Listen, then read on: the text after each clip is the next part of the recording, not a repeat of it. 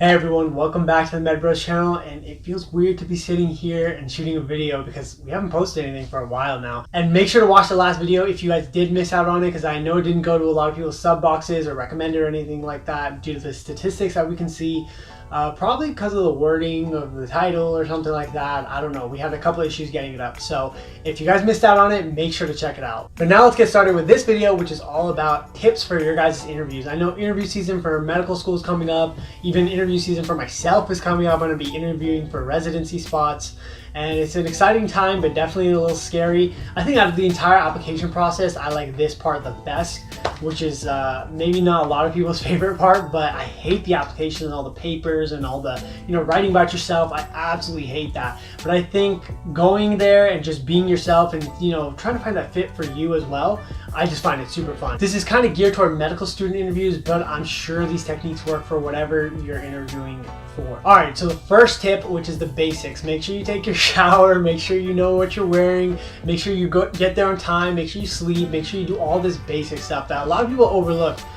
Some people go to sleep at like 1 a.m. or 2 a.m. the day before the interview, and it's gonna show. You're gonna, have your little eye bags, you're gonna look really tired. Make sure you get your sleep and make sure you know what you're wearing. So for the overall recommendation, I'm sure you can Google it, but the only tip I'll give is you want to be unique for sure, but you don't want to stand out like in a bad way. Like I know for my interviews, there was one particular interview where one of the guys wore like an orange suit, like a bright orange suit, and you're gonna stand out for sure, but it's debatable on if that's gonna help you or not. And with a suit like that, you're playing with fire. No pun intended. Oh, horrible joke. Horrible joke.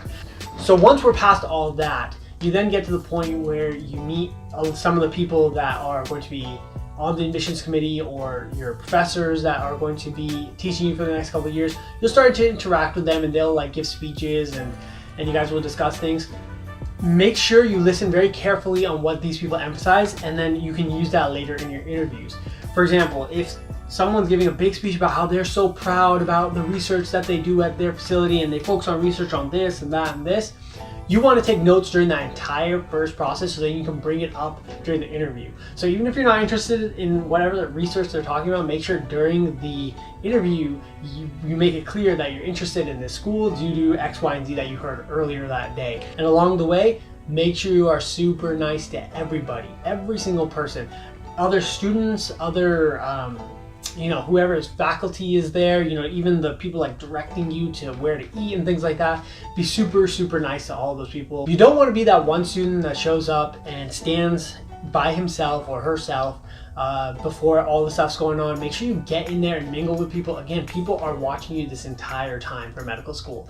So when you're standing there and you just get there, get into a group, introduce yourself, act like all smiles, you're chatty, whatever it is. Even if you're dying inside like I was for a lot of this, because I hate small talk and I hate these kind of situations, you gotta get in there and force it. And it is kind of funny because everyone's got their like plastic smile on the entire time and your face starts hurting by the end of the day, but you have to do it. So you sit down, make sure you smile, you got your really nice handshake going. Apparently the handshake is very important. You guys have to make sure you practice your handshakes. Some people come in and like just miss the hand. Some people come in and try to do the whole like it's kind of a pound thing. Don't do any of that nonsense. It's a nice handshake. Make some eye contact, don't look into their eyes very deeply. That's gonna be really awkward. Just a nice solid handshake. Just don't make it weird, it's pretty simple. And then let it go, let the hand go, and go sit down in your seat. Break the eye contact, stop looking at them. That's weird. All right, so when you sat down and there's butterflies and the questions start flying, what do you do? So to prevent any kind of blanking out on questions, and because you're going to be really nervous, you're going to be really, jittery, and you're going to forget some stuff. I can guarantee you that. I remember during my first interview before I figured all this out, you just forget stuff. You forget some basic stuff. They'll ask you a question and you've rehearsed it 100 times and you forget stuff, and it's not a good look. So these are some strategies to keep everything straight so you don't blank out and sit there. One thing you don't want to do, by the way, is you don't want to look up. So if somebody ever asks you a question and you're kind of unsure of what's going on, don't do this. If somebody asks you like, why do you want to be a doctor? Don't sit there and do this. I want to be a doctor because When you look up like that, you're looking for a memorized answer. That it's just like some body language tips. You don't want to do that. If you want to think, kind of just look off in the distance, like think about it, and just like, just give me a second, let me think about it. There's no harm in asking to do that. So my absolute ultimate technique of how I feel I aced all of these interviews is compartmentalizing my answers. So this is super, super high yield for anybody going to interviews for any type. What you want to do is you want to have a collection of ideas and thoughts ready for a subset of questions. So what that means is if somebody asks you, why do you want to be a doctor? Why are you passionate about medicine? What sparked your interest in medicine? Do you see how these questions are kind of like a play on the exact same theme of questioning?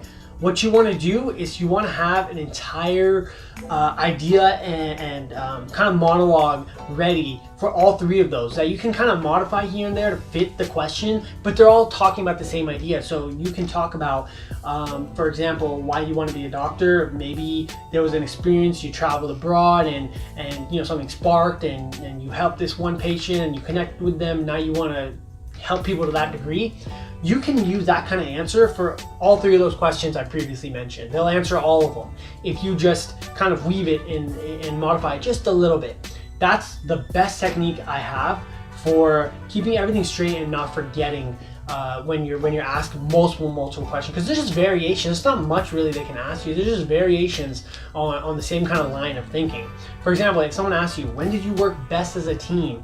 What was a difficult situation you were in? What is a time where somebody let you down and how did you cope with it? All three of those can be answered by a time that you were working with like a classmate on a project and they bailed on you, or it was such a difficult project that you had to do X, Y, and Z. All of it can be answered with that one story. So you don't need to have 100 different things in your head, and you're not looking up to get all your memorized answers. You're just free flowing. You have this idea, you have this monologue ready to go about this topic, and you just go with it, and they can answer like 10-15 questions, as long as you vary it just a little bit. That is probably the ultimate technique to not get flabbergasted and sit there and kind of just be dazed at all the questions being asked. And what goes along with that is you have to practice. You have to have practice saying a lot of this stuff in an eloquent fashion before you showed up at the interview. If you show up to the interview and you try to wing it, it's not going to come out pretty. It's gonna come out broken, jittery. You're gonna have details that are messed up. And what goes along with that is make sure you have a ton of good anecdotal stories. Anecdotes aren't really good in science, but guess what? When you're on TV and you see these hosts, like all these Republican, Democrat talk shows, these people are super powerful in the way that they convey their message because they use anecdotes. It's not the most scientific way, it's not the best points even. You don't even have to have the best points. You just have to have an emotional reaction from the person listening to your points. And how do you do that? There's no better way to do that than telling them about your anecdotal story so you can personally connect with the person. So have a bunch of anecdotal stories ready for whatever you could possibly be asked. So one of the most important questions to make sure that you're ready for are those really crazy, wacky questions that they like to ask. And if you guys watched our interview skit, you know which one we're talking about when we asked Mr. Skip Johnson what part of the bicycle he was. Why these are so important is everyone's going to have an answer for those other questions on why you want to be a doctor and things like that. Those honestly are not the important questions. One of the important questions is when the unique questions come toward you and you have a unique and really solid backed up answer. For example, when you are asked if you could be any animal, what animal would you be? Don't blow it off as I'm just going to pick a cute animal.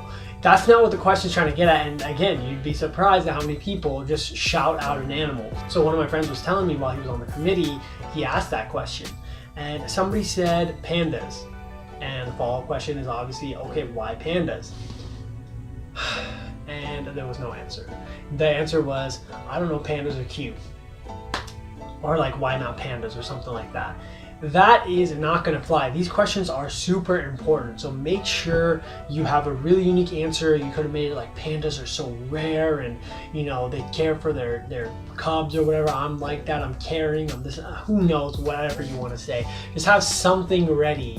Make sure you're ready to think on the fly because these questions are the most important and they can throw anything at you. As for the why do you want to be a doctor question, that's a question that gets a lot of people, worked up. Don't worry about that question as much. There's not much revolutionary you can do unless you did, you went out of the country or something like that and you pulled out 5 kids out of a hole and you CPR'd all of them, and then you found some inner meaning through all that and became a doctor. A lot of us just are going to have very similar answers to that question on, we genuinely do want to help people. We genuinely see this career as fulfilling, and we all have our little reasons here and there, and you just express them to the best that you can. And anything unique that you do have, throw it in there. You don't have to reinvent the wheel with a question like that, is what I'm trying to get at. This video is getting a little long-winded. I mean, I could talk about interviews for a long time. We didn't even get to the panel interviews of the MMIs. I might split them up into parts, seeing how the interest for this video is. So make sure if you guys enjoyed this video, you like it, you comment, you share this video with anybody that might need some advice on interviews. And make sure you guys check out our last video. I was really, really happy with that video, but unfortunately YouTube, again, like I can see the statistics, and YouTube definitely screwed us with that one in terms of who they're recommending it to. So if you guys haven't watched it, I'm sure you'll love it. Make sure you go back and watch it, and we'll see you guys in the next one. Thank you so much for subscribing and liking and being part of the MedBros community. So see you guys later.